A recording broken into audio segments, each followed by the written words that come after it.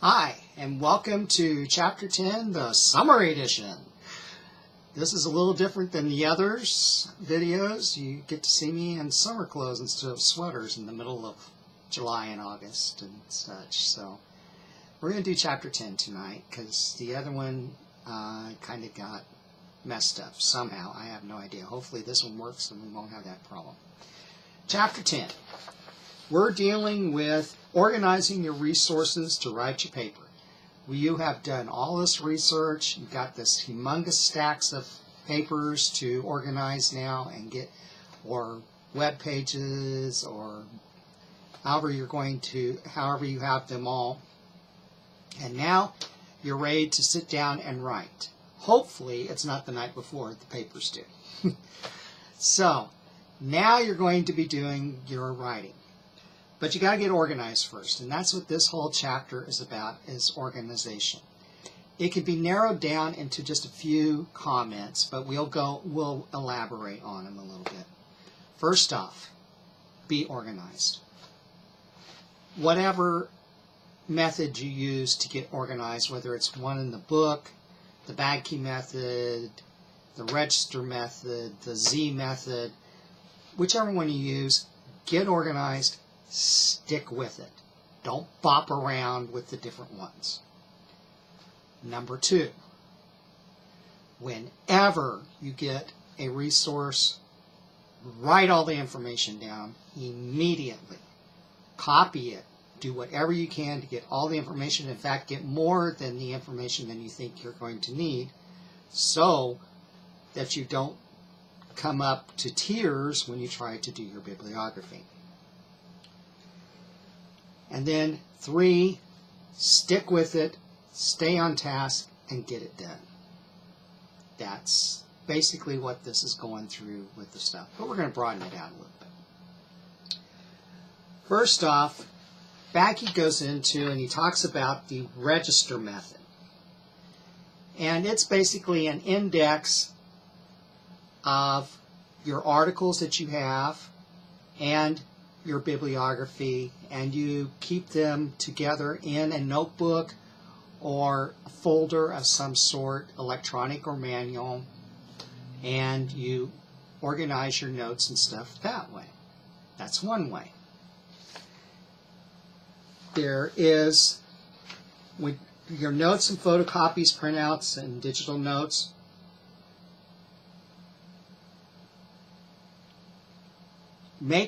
one of the clues is to make your printouts from your periodical databases, do them in PDF, because that is so much easier to cite in most cite manuals. I know that was another overarching thing. Get your style manual and stick with it. Okay, so organization. Get your bibliography information, too much if necessary, and get your style manual figured out and use it and stick with it. Back to the notes. Advice. Some of them prefer printing your stuff out. Some of them like keeping them electronic. If you go with Badke, he says no index cards, everything electronic. If you go with Z, he says print them all out, because he likes to have the paper. You need to go with what works for you. And then once you've figured out what works for you, stick with it and don't bop around between all over the place. If you're going to do it electronically, get a single Word file, put all of your documents into that, and that way you have it all together where you need it. Another computer 101 thing is back it up. Almost as tearful as losing your bibliographic information is to, if you've gone totally electronic, thank you Mr. Badke, if you lose your files and they're gone. So avoid the stress and heartache and backup. And then one of the cool things about doing it electronic in a Word file is that you can use the find function, and you can look through. It looks through the stuff for you to find the information that you're looking for. It makes it a little easier. The Z method, developed by moi. This is how I do it. As you take your notes, and yes, I use the evil note cards. You take your note card in the upper left-hand corner. Okay, I guess, yeah, left-hand corner. Trying to... Okay, there we go. In the upper left-hand corner, put the preliminary outline notation, like Roman numeral 1, subsection A, number 1. Put that in the upper left-hand corner. In the upper right-hand corner, put the bibliographic information, just short stuff, like author's last name and page number. If you've got more than one person that has the same last name, stick an initial on there, or stick the first name on there, like Badke William 401 or Badke Solomon 402. Then, if you have more than one article by the same person, then you can do the same thing, sort of. You could do Badke information, which would clue you in that it's from the book, or Badke bald, which you would look at your reference sheet and you would know that that's from his famous article. Not really. Bald guys do research better. So that's something to look at in how to keep track of your research up that way. You create a single Word file. And then when you are go ahead and take your notes. If you come across something, one thought per one note from the item per card. If you have a thought that goes along with that thought, your thought, put it within brackets on that card right with it, so you have that thought with that and you don't forget it later on. Then, when you are ready to write your paper, it's just like playing cards. You lay them all out according to the sections of the outline, and you look. Okay, well, I got too much in section 2, subsection B, number 4. Got too much information there, so you break it up a little bit. Maybe makes another subsection out of that. Or you find stuff that you really don't need, it's repeated, reevaluate there. Or you all of a sudden, oh my gosh, I have nothing for section 3, subsection 2, whatever. I don't have any information for that. Then you could go, okay, well, maybe I don't need that, or maybe I can rearrange some of this other to cover that topic. So that's why you use the cards, so you can switch things around all over the place. You can do it with electronics too. Cut, paste, cut, paste, cut, paste, all over the place. You can do that too. So, whatever works for you works good. Badke says, put everything in an electronic file. If you're going to print it out, punch holes in it and keep it in a notebook. The main thing is be consistent. Pick a way that works for you, whether it's the Z method, the V method, the Badke method, the register method, the scatterbrain method, whatever way works for you to organize the information, find a way and do it and stick with it for that project. You may find out, okay, I'm trying the Z method, I've already started, I've got to really use it for this paper. Okay, fine, I'm going to use it, but I sure am not going to use it for my next project. Cool! Go with the Badke one next time. or one that you combination of the two. But for each project that you're working on, find a way to organize things and stick with it.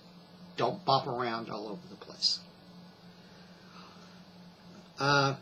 Once again, it says be sure that you have all your bibliographic information. I don't know how many times we have had people come to the library hours before, or minutes before their papers are due. They're trying to whip out their bibliography, and they have sent the interlibrary loan stuff back, or somebody else has checked out the material, and the book is not there. The material's not there. There's nothing you can do. And we could try to dig it up in other methods to try to come up with something. But, if it's a book and they've quoted something from a page, how are they going to know which page it's from? Or something like that if they need that type of information.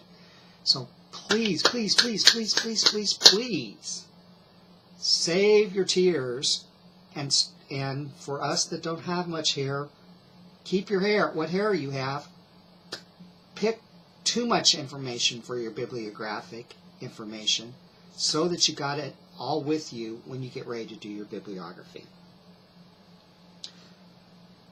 With your note pages, if you got more than one on the subsection, Badke suggests us number them consecutively. He also suggests an app that is sort of expensive, or it was at the time that I read about it. It's called Remarkable. If you're into that type of thing, use it. If it works for you, use it.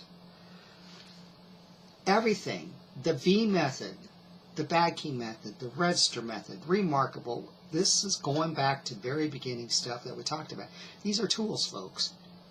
Use your tools like you're supposed to use your tools.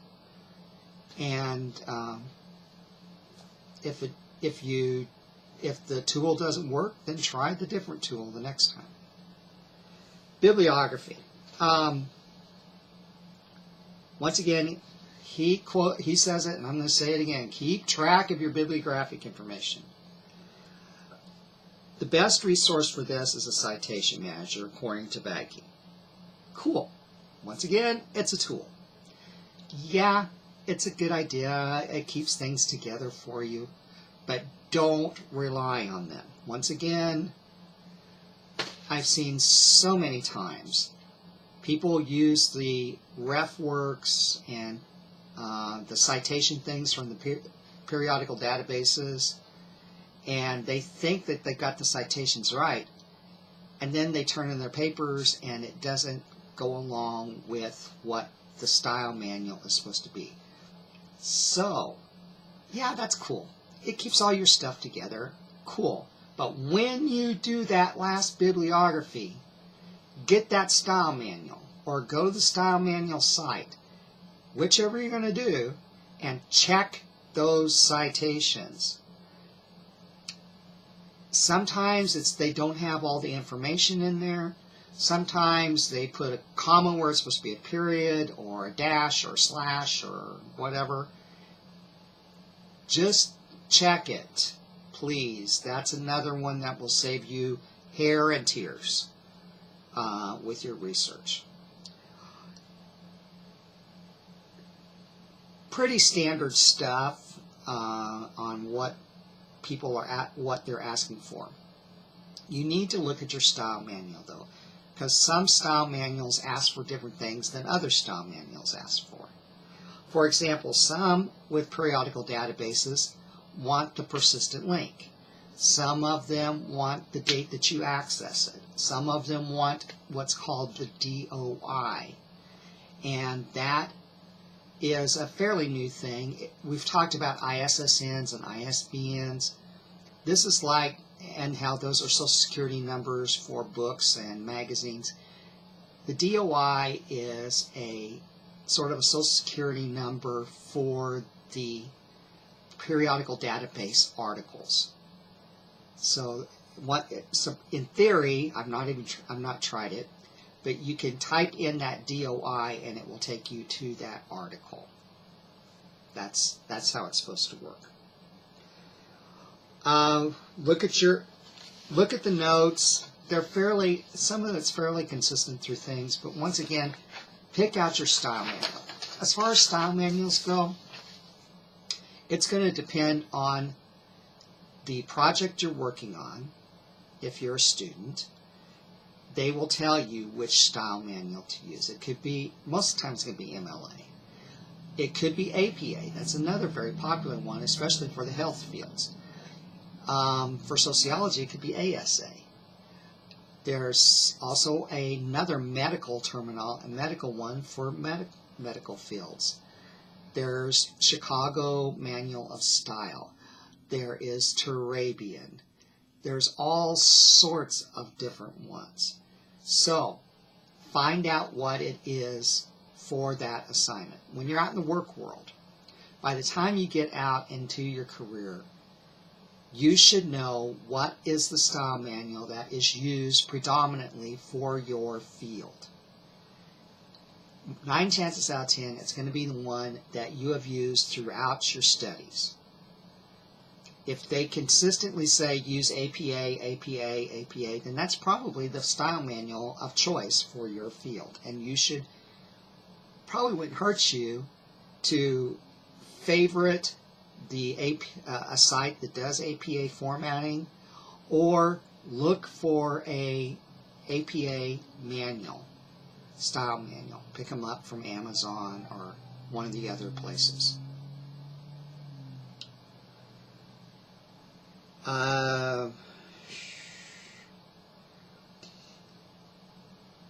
Over the time that we've talked, there's certain pages that you just need to pick up and copy. I copied 248 out of the book. That tells you the different parts of the citations. That's just something that's not a bad thing to have. Research is fairly easy once you get going on it. The hard part is retrieving those facts from that research that you need. In my part, I will research something till it's through the glue factory, press through stuff to make it water again. I will research it to death. I am guilty. I am one of those that's like the day or 2 days before I'm trying to write the paper, because I hate writing papers. But that's when you got to get down to it and do it. When you plant, I know your bottoms really don't have much to do with writing, but in my case, it activates something within me. If I can just get my bottom planted in a chair, get my stuff out in front of me, I've got stuff organized, it starts to flow, and I get it done. And then I say, well, why the heck did you wait so long to write the stupid thing? And I say it over and over again. Now, do I change the next time? Nope, I still do the same thing over again. But sit down and get your stuff that you got already organized, lay it out there, and then just get after it. You've got your style manual beside you. You've got your outline that you had been friends with from the very beginning of your research, and you got your cards. You're all set and ready to go. Okay. Badke suggests that you take your preliminary outline, leave plenty of space. You could write symbols on like I do, on your different notes. Highlight, underline. You can use the comment function on PDFs or in Word documents. If you've saved it into a Word document, you can use the comment function to write your thoughts about different areas.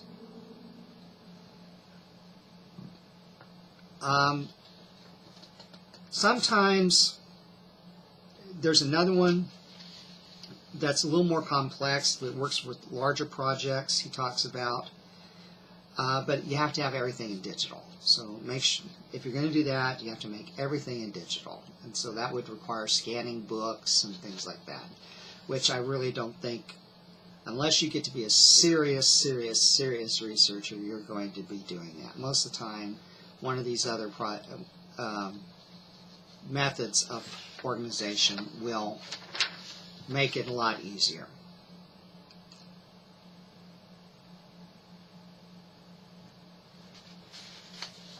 So, wrapping it up, once again, the main thing is be consistent, folks. Find something and stick with it through that project. You can change it the next time, but find a way of organizing your notes. Find the style manual, or get the style manual out that they tell you to do, and then just stick with the program and get it done. That's the main thing with the chapters. Style manual, organization, and bibliographic information. That was the other thing. I was trying to stall and get that in there. Get the bibliographic information. Sometimes too much is better than too little. So, we'll talk to you next time.